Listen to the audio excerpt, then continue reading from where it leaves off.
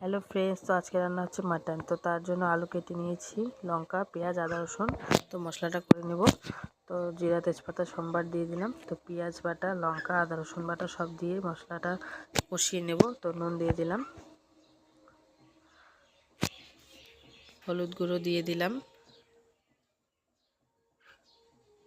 তারপরে জিরা গুঁড়ো দিয়ে দিলাম,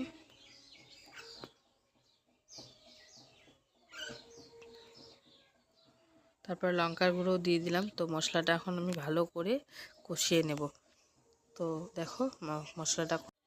তো এখন মাটনটা আর আলুটা দিয়ে দেওয়া হলো। তো দেখো এখন মাংসটা সিদ্ধ হওয়ার জন্য জল দিতে হবে। তো মাটন তো সহজে সিদ্ধ হতে চায় না, তো অনেকটা পরিমাণে জল দিয়ে সিদ্ধ হতে দেব। তো দেখো অনেকটাই জল দিচ্ছি। আমরা তো যেহেতু প্রেশার কুকারে দিব না, তাই জলটা দিতে হবে একটু বেশি করে সিদ্ধ হওয়ার জন্য।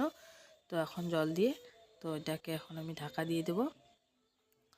তো দেখো ঢাকাও দিয়ে দিলাম। তো ঢাকা তুলে দেখছি প্রায় কষা হয়ে গেছে। তো দেখো কষা তো হয়ে গেছে প্রায়। তো কালারটা কীরকম এসেছে। তো এক টুকরা কষা তুলে নিলাম, কষা খেতে ভালোবাসি। তো এখন ঝোলের জল দিয়ে দিলাম।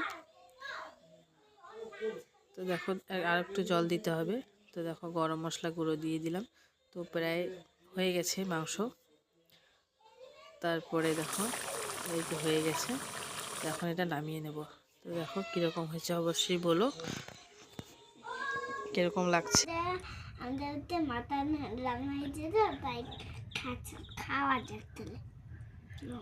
ভাতটা খুব বড়, এই যে মাংস।